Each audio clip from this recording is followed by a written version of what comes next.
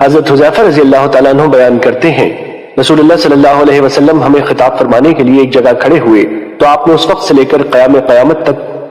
ہونے والے تمام واقعات بیان فرمائے۔ یاد رکھنے والوں نے اسے یاد رکھا اور بھولنے والے نے اسے بھلا دیا، اور میرے ساتھی اس سے خوب آگاہ ہے۔ اور ان مذکورہ چیزوں میں سے جب وہ چیز رونما ہوتی ہے جسے میں بھول چکا تھا تو اسے دیکھ کر میری یاد تازہ ہو جاتی ہے،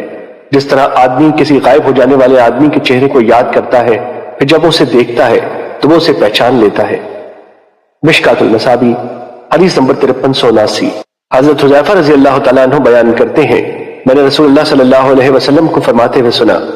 دلوں پر فتنے اس طرح مسلسل پیش کیے جائیں گے جس طرح چٹائی کے تنکے مسلسل ہوتے ہیں، جس پہ وہ پیوست کر دیا گیا اس پر ایک سیاہ نقطہ لگا دیا جاتا ہے، اور جس دل نے اسے قبول کرنے سے انکار کیا اس پر ایک سفید نقطہ لگا دیا جاتا ہے، حتیٰ کہ دل دو قسم کے ہو جائیں گے۔ ان میں سے ایک دل سفید پتھر کی طرح چمکدار ہو جائے گا جسے قیامت تک کوئی فتنہ نقصان نہیں پہنچا سکتا، جبکہ دوسرا دل سیاہ راکھ کی مانند ہوگا جیسے الٹا برتن ہو۔ وہ نہ تو نیکی کو پہچانتا ہے اور نہ برائی کو، وہ صرف وہی جانتا ہے کہ اس کی خواہشات سے اس میں پیوست کر دیا جائے۔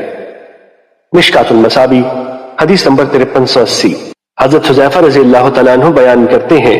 رسول اللہ صلی اللہ علیہ وسلم نے ہمیں 2 حدیثیں بیان کی، میں نے ان میں سے ایک تو دیکھ لی جبکہ دوسری کا انتظار ہے۔ آپ نے ہمیں حدیث بیان کی کہ امانت یعنی ایمانداری آدمیوں کے دلوں کی جڑ یعنی فطرت میں اتری، پھر انہوں نے قرآن سے سیکھا، پھر سنت سے، پھر آپ نے اس ایمان کے اٹھ جانے کے متعلق ہمیں حدیث بیان کی، فرمایا آدمی غافل ہوگا تو ایمان اس کے دل سے اٹھا لیا جائے گا، اس کا نشان نقطے کی طرح رہ جائے گا، پھر وہ دوبارہ غافل ہوگا تو اس ایمان کو اٹھا لیا جائے گا تو آبلے کی طرح اس پر نشان رہ جائے گا، جیسے تو نے اپنے پاؤں پر انگارہ لڑکایا ہو،